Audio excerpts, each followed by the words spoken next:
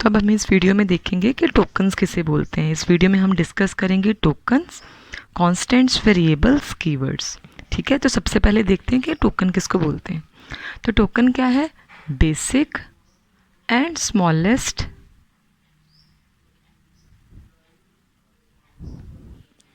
Unit of C program. ठीक है, C program में हम जो भी लिखते हैं वो सारे क्या हैं? टोकन्स। चाहे मैंने कोई कीवर्ड यूज़ किया हो, चाहे मैंने ए बी सी जो भी लिखा, जो भी वर्ड लिखा, जो भी नंबर लिखा, करली ब्रेसेस डाली, जो भी लिखा, वो सब क्या है? टोकन्स। तो हमारे पास टोकन्स क्या हो गए? बेसिक और smallest unit of C program. ठीक है, तो टोकन्स कैसे बनते हैं? क्या? अल्फ़ाबेट्स के कम्बिनेशन से, नंबर्स हो सकते हैं उनमें, ठीक है, सिंबल्स हो सकते हैं, या फिर इन सब का कम्बिनेशन। ठीक है, जैसे अल्फ़ाबेट ए टू जेड, ठीक है, कोई भी अल्फ़ाबेट हो सकता है, कोई भी नंबर हो सकता है, कोई सिंबल्स हो सकते हैं। ठीक है, अंडरस्कोर है, कम्बिनेशन, इन सब का कम्बिनेशन ऐसे भी लिख सकती हूँ मैं।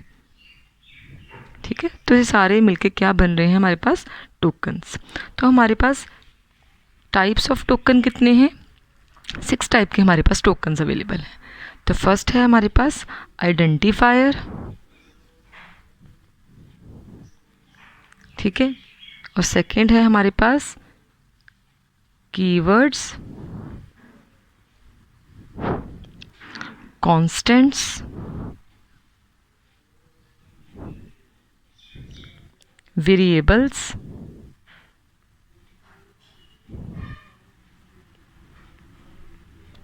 ऑपरेटर्स, और लास्ट है हमारे पास स्पेशल सिंबल्स।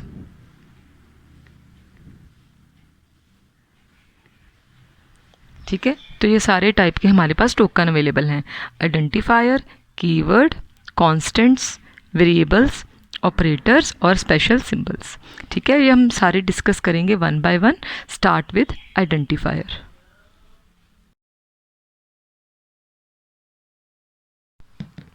तो नेक्स्ट इज आइडेंटिफायर। ठीक है, आइडेंटिफायर किसको बोलते हैं? किसी का भी कोई हमने नाम रखना है, ठीक है, किसी भी एलिमेंट का कंप्यूटर प्रोग्राम में हमने कोई नाम रखेंगे, उसको बोल रहे हैं identifier. Name given to any program element. ठीक है, प्रोग्राम में हम जो भी एलिमेंट्स यूज़ कर रहे हैं उनको उनका कोई ना कोई नाम रखने को हम क्या बोल रहे हैं? आइडेंटिफायर। जैसे आपका कोई ना कोई नाम है तो आप किससे आइडेंटिफाई हो रहे हो? अपने नेम से। तो किसी भी वेरिएबल, किसी भी एरे, किसी भी फंक्शन को कोई नाम रखने को हम बोल रहे हैं आइडेंटिफायर। नेम हम कैसे रख सकते हैं? किसके कम्बिनेशन हो सकता है? अल्फ़ाबेट्स हो सकते हैं उसमें, ठीक है, डिजिट्स हो सकते हैं, और सिर्फ एक ही स्पेशल सिंबल है, दैट इज़ अंडरस्कोर। ठीक है, तो अंडरस्कोर।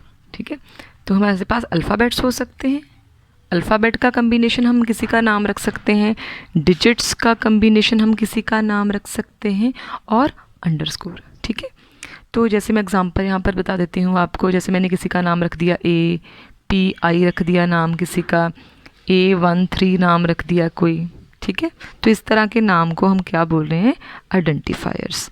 तो रूल्स हैं हमारे पास कि हम किसी का नाम किस तरह रख सकते हैं। तो रूल में हमारे पास फर्स्ट क्या है? जो फर्स्ट करेक्टर है, ठीक है, जो भी हम नाम रखेंगे उसका फर्स्ट करेक्टर क्या होना चाहिए? अल्फ़ाबेट और अंडरस्कोर। ठीक है, अंडरस्कोर हो सकता है या अल्फ़ाबेट हो सकता है, ऐसे लिख सकती हूँ मैं। ये भी हम किसी का नाम रख सकते हैं। ठीक है, ऐसे नाम रख दिया, लेकिन मैं किसी का नाम 1A नहीं रख सकती, क्योंकि फर्स्ट लेटर क्या हो गया हमारे पास? अल्फ़ाबेट नहीं है, ना ये अल्फ़ाबेट है, ना ये अंडरस्कोर है। तो रूल हमारे पास क्या है कि फर्स्ट करेक्टर या तो अल्फ़ाबेट हो या फिर अंडरस्कोर हो, कोई नंबर ना हो। ठीक है, तो सेकंड रूल क्या है हमारे पास? रिमेनिंग, बाकी जो बच गए करेक्टर्स, तो रिमेनिंग करेक्टर्स क्या हो सकते हैं, digits,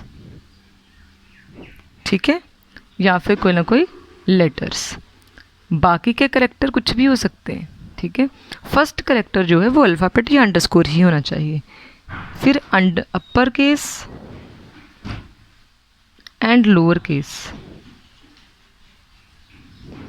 are different. Upper case और लोअर केस में हम लिखेंगे उसका मतलब अलग है। अगर मैंने लिखा पी आई, ठीक है, मैंने लिख दिया पी आई, इसका मतलब कुछ और है। अगर मैंने कैपिटल पी आई लिख दिया, इसका मतलब कुछ और है। मीन्स लोअर केस और अपर केस दोनों में अगर मैं लिखूँगी कोई किसी का नाम तो दोनों का मतलब सेम नहीं है, ठीक है। अपर केस और लोअर केस दोनों क्या हैं, डिफरेंट हैं। तो हमारे पास नेक्स्ट रूल है कि हम स्पेशल करेक्टर्स यूज़ कर सकते हैं, ठीक है। कोई स्पेशल करेक्टर, सिर्फ एक ही स्पेशल करेक्टर है हम यूज़ कर सकते हैं, दैट इज़ अंडरस्कोर, ठीक है। बाकी के जो स्पेशल सिंबल्स हैं, सिंबल्स नॉट अलाउड, ठीक है। बाकी के जो भी सिंबल्स हैं वो अलाउड नहीं है। सिर्फ कौन सा सिंबल अलाउड है, अंडरस्कोर। देन हम दो अंडरस्कोर इकट्ठे नहीं लगा सकते। No two successive underscores are allowed,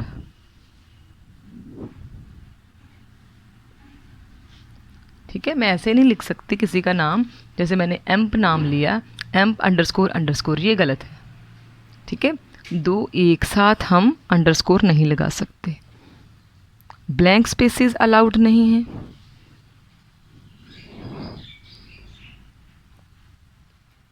ठीक है।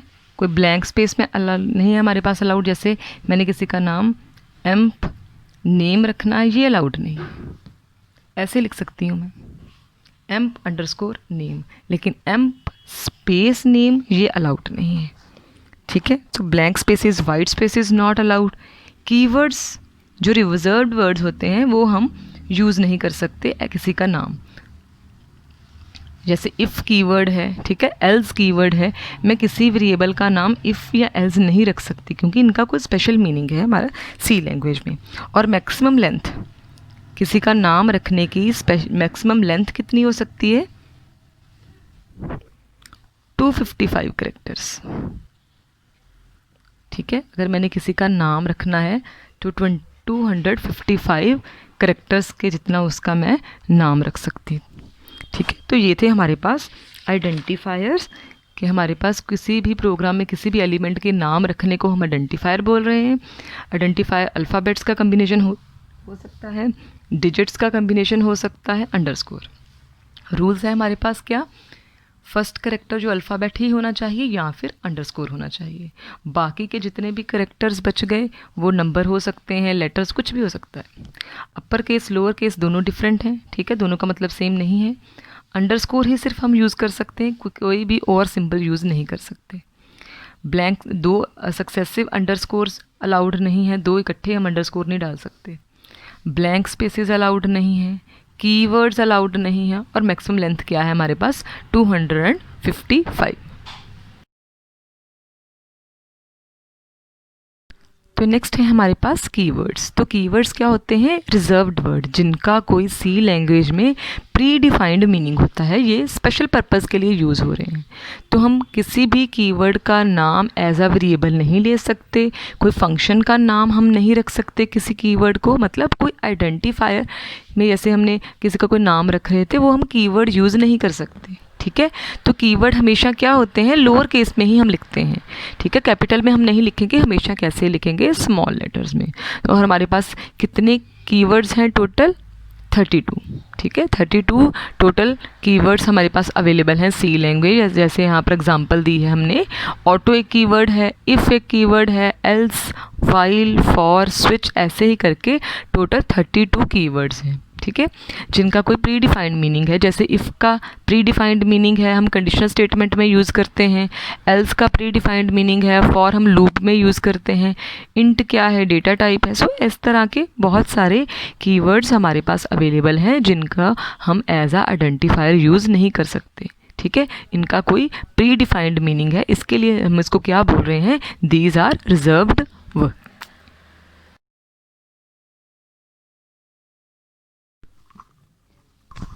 नेक्स्ट है वेरिएबल्स। तो वेरिएबल किसको बोल रहे हैं?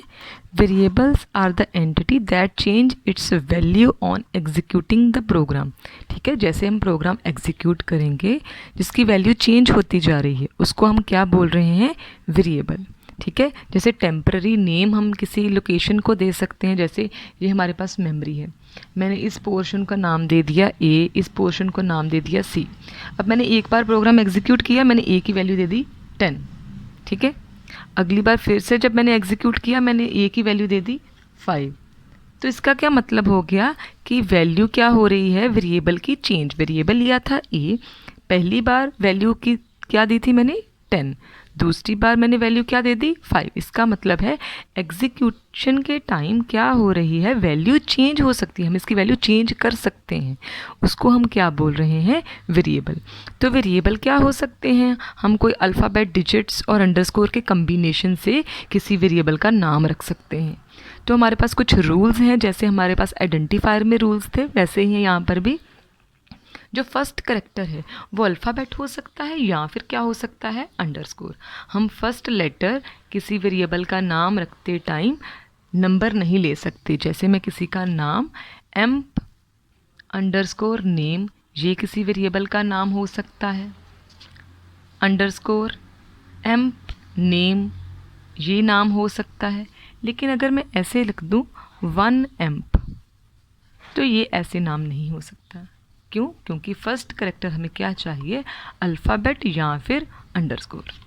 नेक्स्ट रूल है comma and blank spaces are not allowed. ऐसे नहीं लिख सकती मैं एम्प नेम, ये गलत है।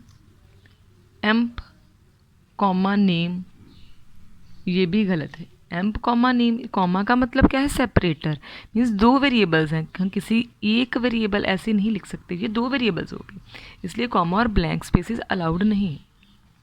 स्पेशल सिंबल्स में सिर्फ एक ही सिंबल अलाउड है, दैट इज़ अंडरस्कोर। अंडरस्कोर ही सिर्फ हम डाल सकते हैं, कोई और कॉमा, फुल स्टॉप, ठीक है, ये कुछ नहीं डाल सकते। और मैक्सिमम लेंथ कितनी हो सकती है? 1 to 31 करेक्टर्स। किसी वेरिएबल का नाम एक सिंगल करेक्टर भी हो सकता है, किसी वेरिएबल का नाम टोटल उसकी लेंथ 31 तक भी जा सकती है। तो ये है हमारे पास वेरिएबल। नेक्स्ट हम देखते हैं कि वेरिएबल को हम डिक्लेयर कैसे करवाएंगे।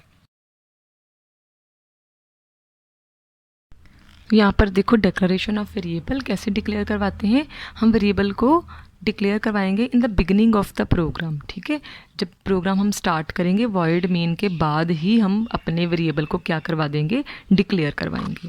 तो सिंटेक्स देखो क्या है, पहले हम लिखेंगे डेटा टाइप, फिर उस वेरिएबल का नाम और उसके बाद सेमीकोलन डाल देंगे। ठीक है, एग्जाम्पल में देखो डेटा टाइप मैंने ली इंट, मीन्स इंटीजर टाइप का है डेटा, स्टोर होगा उसमें विदाउट डेसिमल नंबर, इसका मतलब वो इंटीजर हो गया।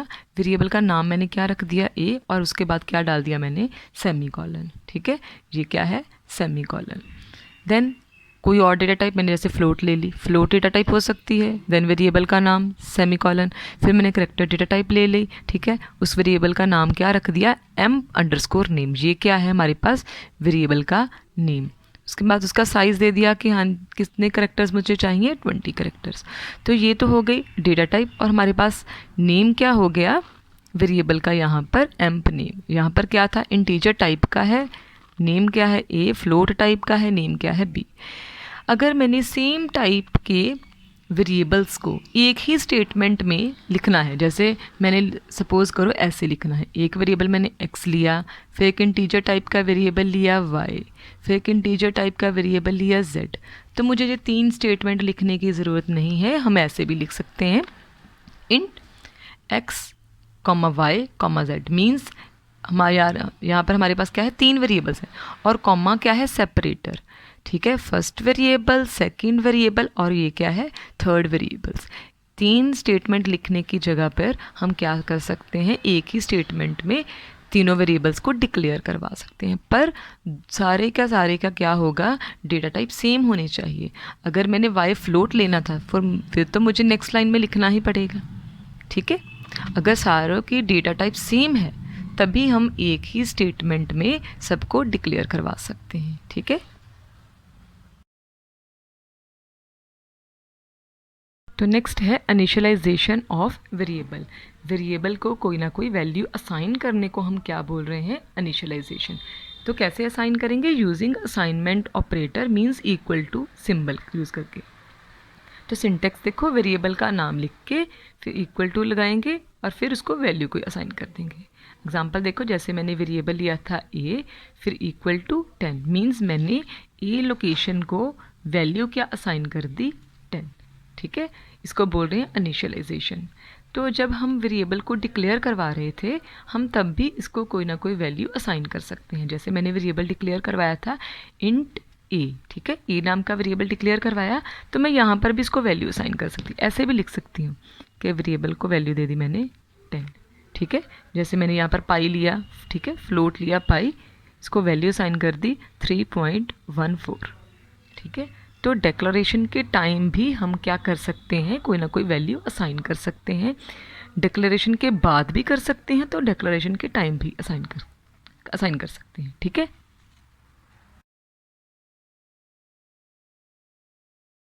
तो नेक्स्ट है हमारे पास कॉन्स्टेंट्स। कांस्टेंट किसको बोल रहे हैं? जो अपनी वैल्यू चेंज नहीं करती, means that never changes it's value, उसको हम क्या बोल रहे हैं? कांस्टेंट। तो जो भी हम वेरिएबल्स को वैल्यू असाइन करते हैं वो सारे क्या हैं? कांस्टेंट्स। जैसे मैंने इंटीजर एक वेरिएबल लिया ए, ठीक है, और ए को वेरिएबल असाइन की 10, तो 10 क्या है यहाँ पर? कांस्टेंट। करेक्टर लिया सी, उसको वैल्यू असाइन कर दी एच, एच क्या है यहाँ पर? कांस्टेंट। ठीक है, करेक्टर लिया सी एच नाम का वेरिएबल लिया, 20 करेक्टर आ सकते हैं उसमें, तो मैंने उसको क्या लिख दिया? उसको क्या वैल्यू दी? उसको हेलो। तो हेलो क्या है यहाँ पर? कांस्टेंट। जो वैल्यू हम दे रहे हैं किसी ना किसी वेरिएबल को, जो चेंज नहीं हो रही यहाँ पर, ठीक है, प्रोग्राम में ही हम वैल्यू दे रहे हैं, एग्जीक्यूशन के टाइम हम आउटपुट में वैल्यू नहीं दे रहे। ठीक है, प्रोग्राम जब बनाया तभी वहाँ पर स्टेटमेंट्स में ही, जब डिक्लेरेशन के टाइम या उसके बाद हमने प्रोग्राम में ही कोई ना कोई वैल्यू असाइन की, उसको हम क्या बोल रहे हैं? उस वैल्यू को कॉन्स्टेंट्स। ठीक है, कॉन्स्टेंट हमारे पास दो टाइप के हैं, न्यूमेरिक कॉन्स्टेंट और कैरेक्टर कॉन्स्टेंट। न्यूमेरिक कॉन्स्टेंट को फर्दर डिवाइड किया है हमने, इंटीजर, रियल और फ्लोट। ठीक है, इंटीजर कौन से होते हैं? जिसमें डेसिमल वैल्यू नहीं होती, विदाउट डेसिमल। ठीक है, विदाउट डेसिमल, जैसे 10, 20, 30। तो इस टाइप की वैल्यूज़ जो होती हैं वो होती हैं इंटीजर वैल्यू। ठीक है, तो वो वैल्यू क्या है? कॉन्स्टेंट्स हैं। फिर आगे हमारे पास रियल और float, means with decimal. With decimal, इसमें भी दो पार्ट्स हैं। ठीक है, फ्रैक्शनल पार्ट जिसमें डेसिमल वैल्यू आएंगी, जैसे मैंने लिख दिया 10.5, 2.35। ठीक है, इस तरह की वैल्यूज़। तो ये सारी क्या है हमारे पास? फ्रैक्शनल। ठीक है, न्यूमेरिक में दो टाइप की वैल्यूज़ हो सकती हैं, हम किसी वेरिएबल को दो टाइप की वैल्यू असाइन कर सकते हैं, इंटीजर हो सकती है या फ्लोट हो सकती है। Integer means without decimal point, float means with decimal, और या फिर exponential form means scientific form. हम ऐसे लिख सकते हैं, जैसे था हमारे पास 3.5, ये हमारे पास थी। ठीक है, इसको हम कंप्यूटर की फॉर्म में कैसे लिख सकते हैं? 3.5e2। ठीक है, मीन्स साइंटिफिक नोटेशंस की तरह हम इनको लिख सकते हैं, डिफ़ाइन कर सकते हैं। इस तरह की वैल्यूज़ भी हम किसी को असाइन कर सकते हैं। तो ये सारी क्या है हमारे पास? न्यूमेरिक कांस्टेंट की टाइप, जिसमें न्यूमेरिक दो टाइप में डिवाइडेड था, इंटीजर और फ्लोट। फ्लोट फर्दर दो में डिवाइडेड था, फ्रैक्शनल और एक्सपोनेंट फॉर्म। ठीक है, तो नेक्स्ट है हमारे पास करेक्टर। अब हम किसी को करेक्टर वैल्यूज़ भी असाइन कर सकते हैं। दो टाइप की हो सकती हैं, या तो सिंगल हमने करेक्टर असाइन कर दिया किसी को, या फिर एक string. String means combination of characters, combination of characters. ठीक है, ये सिंगल अल्फ़ाबेट हो सकता है, एक सिंगल डिजिट हो सकता है। ठीक है, जब हम वैल्यू असाइन करेंगे तो यहाँ पर देखो मैंने एच जो है वो सिंगल कोट्स में लिखा, ऐसे लिखा मैंने एच। ठीक है, सिंगल कोट्स में। इसका मतलब है कि जब हम किसी को वैल्यू असाइन करेंगे एक करेक्टर, तो उसको हम सिंगल कोट्स में ही डिफ़ाइन करेंगे। ठीक है, और जैसे ही हम किसी को, अगर हम किसी की वैल्यू स्ट्रिंग देना चाहते हैं, तो उसको हम कैसे डिफ़ाइन करेंगे? डबल कोट्स में। ठीक है, डबल कोट्स में यहाँ पर देखो मैंने असाइन की थी वैल्यू। तो वैल्यूज़ दो टाइप की हो सकती हैं करैक्टर में, या तो सिंगल करैक्टर हम किसी को असाइन कर सकते हैं। अगर सिंगल करैक्टर असाइन करना है तो उसको सिंगल कोट्स में लिखेंगे। अगर किसी को मैंने स्ट्रिंग असाइन करनी है कोई वैल्यू तो उसको कैसे लिखेंगे हम, डबल कोट्स में। ठीक है, तो ये थे हमारे पास क्या, कॉन्स्टेंट्स। किसी वेरिएबल को वैल्यू असाइन करने को, जो वैल्यू है हमारे पास जो दी हुई है उसको कांस्टेंट बोल रहे हैं। ये वैल्यूज़ दो टाइप की हो सकती हैं, या तो हम किसी को न्यूमेरिक वैल्यू असाइन करेंगे या तो करैक्टर्स असाइन करेंगे। न्यूमेरिक फर्दर डिवाइडेड है, या तो इंटीजर होगी मींस विदाउट डेसिमल, तो या फिर डेसिमल के साथ होगी। डेसिमल के साथ भी हो सकती है, या फिर वो एक्सपोनेंट मींस साइंटिफिक नोटेशन भी हो सकती है। और अगर हम करैक्टर करेंगे तो हम सिंगल करैक्टर किसी को असाइन कर सकते हैं या ग्रुप ऑफ करैक्टर्स असाइन कर सकते हैं। अगर सिंगल करैक्टर असाइन करेंगे तो सिंगल कोट्स में लिखेंगे उसकी वैल्यू। अगर स्ट्रिंग असाइन करेंगे किसी को तो उसको हम किस में लिखेंगे, डबल कोट्स में। तो ये थे हमारे पास कॉन्स्टेंट्स।